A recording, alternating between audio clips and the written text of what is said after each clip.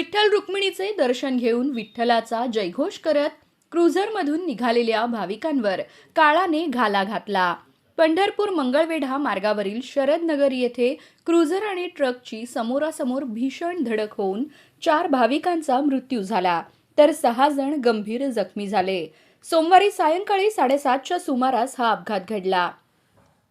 मिळालेल्या माहितीनुसार मुंबई येथील रहिवासी भाविक पंढरपूर व अक्कलकोट येथील देवदर्शनासाठी आले होते.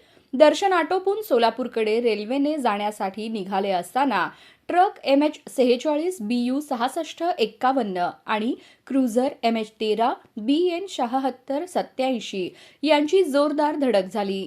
धडकेमुळे क्रुझर पलटी झाली. या अपघातामध्ये 4 भाविकांचा मृत्यू झाला असून 6 जण गंभीर जखमी झाले आहेत.